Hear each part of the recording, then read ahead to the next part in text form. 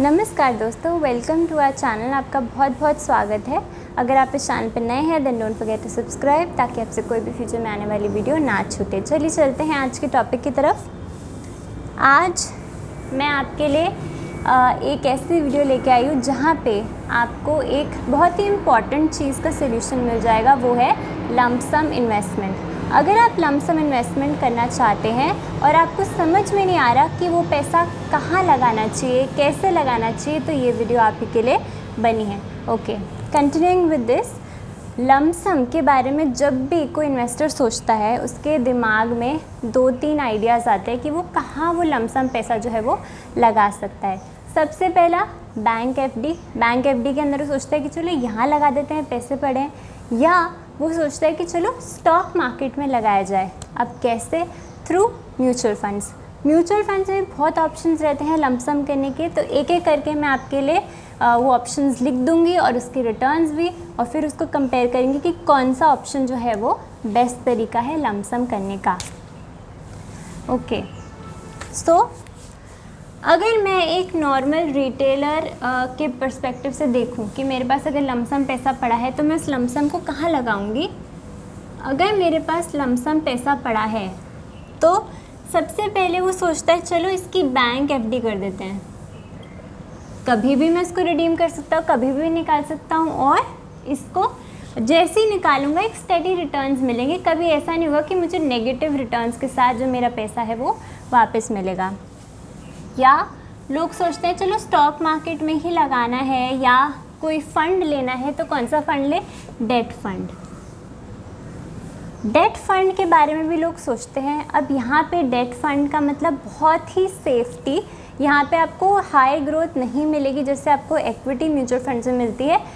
Date fund का मतलब हुआ कि यहाँ जितने भी डेट रिलेटेड सिक्योरिटीज़ हुई, government securities, treasury bills, safety जो चीज़ बोलते हैं ना, वो सारी चीज़ें, बॉन्ड्स वगैरह, वो आपको यहाँ पे देखने मिलेंगे। सो ये ऑप्शन जो है इंसान पहली चीज़ कंसिडर करता है। लेकिन ये सही कब रहेगी?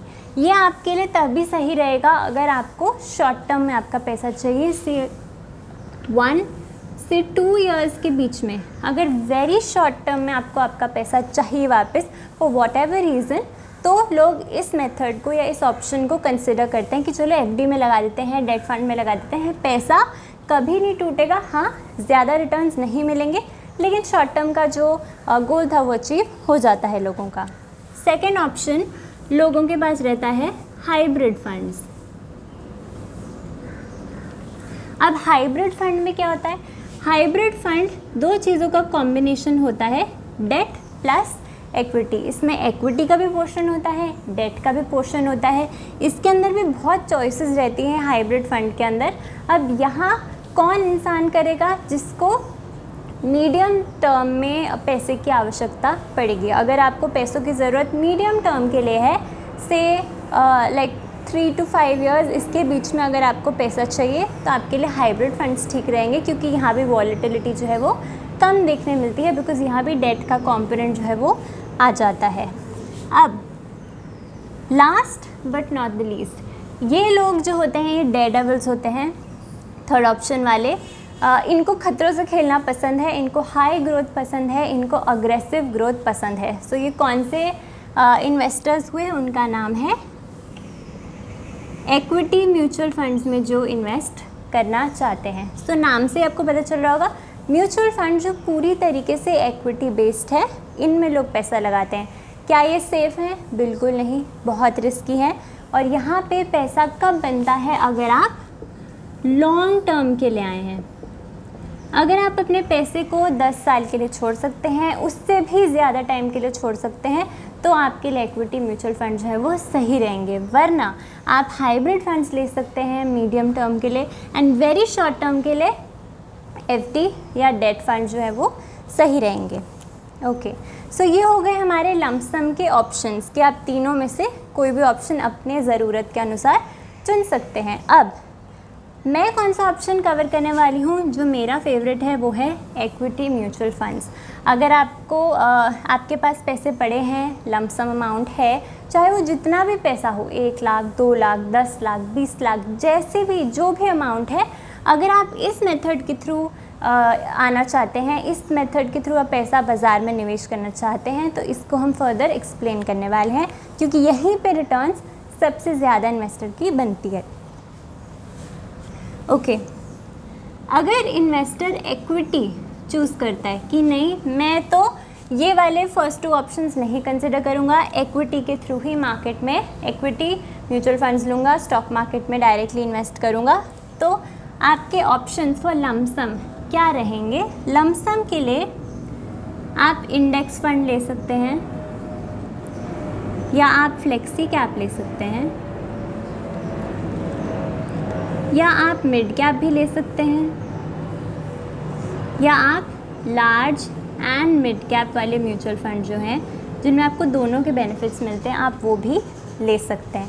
सो आपके पास चारों में से ऑप्शंस हैं, आपको जो पसंद आए आप वो ले सकते हैं। अब चारों में से कौन सा चुने, हमारे लिए बेस्ट कौन सा रहेगा? अब सबकी रिटर्न्स कंपेयर कर लेते हैं। अगर इंडेक्स फंड की बात करें, 2 इंडेक्स फंड अच्छे रहते हैं, निफ्टी 50 या निफ्टी नेक्स्ट 50। आपके पास 2 ऑप्शंस हैं, निफ्टी 50 में कर ले या निफ्टी नेक्स्ट 50 इंडेक्स फंड में आप पैसा लगा सकते हैं। निफ्टी 50 में कितनी रिटर्न्स देखने मिली है लंबे समय में? 14%। निफ्टी नेक्स्ट 50 में कितनी आपको रिटर्न्स देखने मिली लंबे समय में? 16%।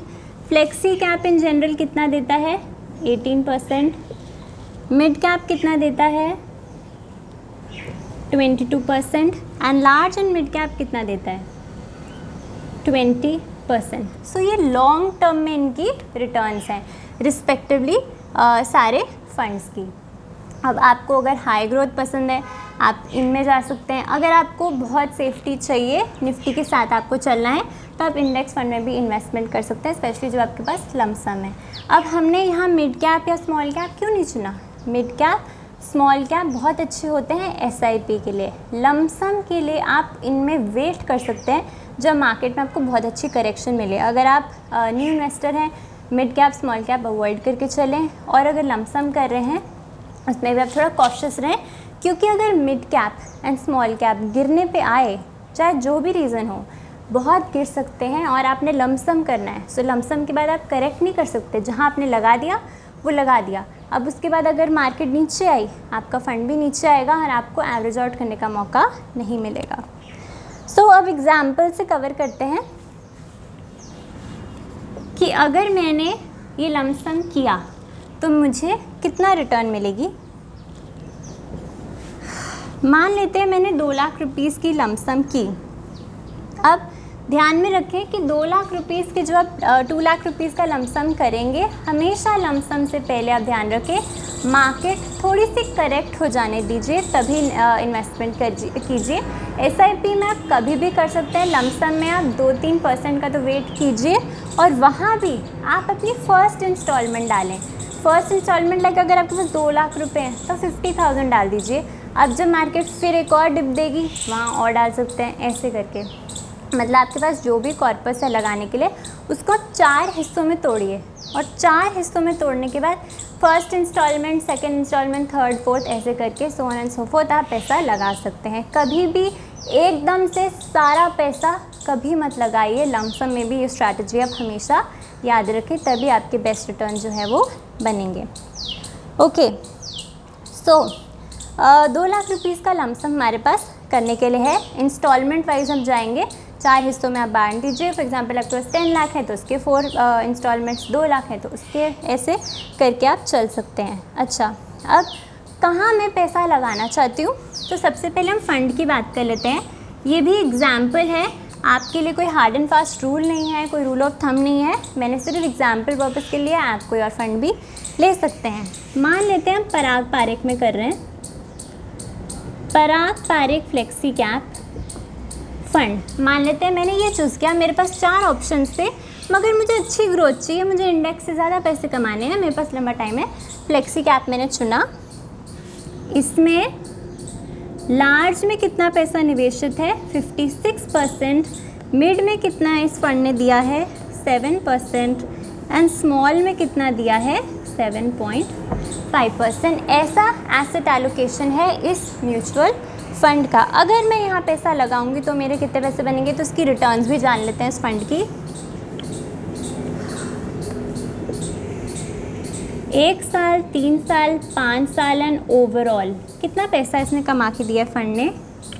1 साल में 36%, 3 साल में 19%, 5 ईयर्स में 26%, ओवरऑल 20%। सो बहुत ही अच्छे शानदार रिटर्न्स आपको इस फंड द्वारा दिख रहे हैं, इसीलिए मैंने इसको चुना है। अब शुरू करते हैं अपना एग्जाम्पल। 2 लाख रुपए मैंने लमसम लगाया, रिटर्न्स मुझे 20% भी अगर मिल गए इस फंड में लगाने से, टाइम अगर मैं दे रही हूँ 10 ईयर्स का, लंबा टाइम आपको देना पड़ेगा इक्विटीज़ में, तो मेरी वैल्यू कितनी बनेगी, मेरी वैल्यू बन जाएगी 12 लाख रुपए। 2 लाख अगर आपने लगाए 20% रिटर्न्स के हिसाब से, टाइम 10 ईयर्स के हिसाब से आपकी वैल्यू बन जाएगी 12 लाख। इसी पैसे को अगर मैं 20 सालों के लिए छोड़ दूँ तो मेरे पैसे बन जाएंगे 76 लाख रुपीज़। सो देखने में तो ये बहुत बड़ा अमाउंट नहीं लग रहा है, ये तो करोड़ भी नहीं पहुंचा है, मगर आप पैसे भी तो देखिए, आपने कोई स्टेप अप नहीं किया है, आपने पैसे बढ़ाए नहीं है, सिर्फ और सिर्फ 2 लाख रुपीज़ से आपने इन्वेस्टमेंट शुरू किया है और आपको बहुत सुंदर रिटर्न्स मिल रहे हैं। 20% रिटर्न्स आपको और किसी भी एसेट क्लास में नहीं मिलते हैं, सिर्फ और सिर्फ स्टॉक मार्केट में ही इतने अच्छे रिटर्न्स आपको देखने मिलते हैं। सो इस बात का ध्यान रखिए। टाइम ज़्यादा देंगे, 30 ईयर्स लगाएंगे तो डेफिनेटली पैसा करोड़ों में जाएगा, जल्दी कंपाउंडिंग होगी। देखिए पहले 10 सालों में आपका 2 से 12 हुआ, सिर्फ 10 लाख बढ़ा, लेकिन फिर जब हमने 10 साल और ऐड किए तो आपको ईजिली पैसा 12 से 76 लाख जाते दिखाए। फिर आप 5 या 10 साल और ऐड करेंगे, आपके पैसे करोड़ों में पहुंचेंगे। सो या आप ये कर सकते हैं, अपना लमसम अमाउंट बढ़ा सकते हैं, या अगर लमसम कम है तो आपको टाइम ज़्यादा देना पड़ेगा for good growth and good money. So I hope you like the video. I hope आपको समझ में आया हो कि अगर आपने लमसम करना है तो कैसे करना है, कहाँ करना है। वैरायटी ऑफ ऑप्शंस हैं, आपको मार्केट में बहुत ऑप्शंस मिलेंगे, लेकिन आपको अपने ज़रूरत अनुसार, गोल अनुसार देखना है कि आपके लिए कौन सा ऑप्शन सही है। उसमें भी मैंने आपको रिटर्न्स बता दिए कि रिटर्न्स कहाँ अच्छे हैं, मगर हमने बिल्कुल भी जल्दबाजी नहीं करनी, लमसम में वेट कीजिए, मार्केट को करेक्ट करने दीजिए, वहाँ भी इंस्टॉलमेंट धीरे धीरे करके आप लगाइए। इस हिसाब से अगर आप चलेंगे आपके बहुत अच्छे पैसे बनेंगे। ये सिर्फ और सिर्फ इन्फॉर्मेशन के लिए था, हाइपोथेटिकल था, एग्जाम्पल पर्पज़ के लिए था। आप कोई और म्यूचुअल फंड भी ले सकते हैं, फ्लेक्सी कैप कैटेगरी में अपनी इन्वेस्टमेंट शुरू कर सकते हैं। So I hope you like the video. I hope कोई डाउट ना रह गया हो। तब तक के लिए I hope you like the video. और कुछ भी डाउट अगर आपका रह गया हो तो आप कमेंट करके मुझे बता सकते हैं। Thank you for watching, bye.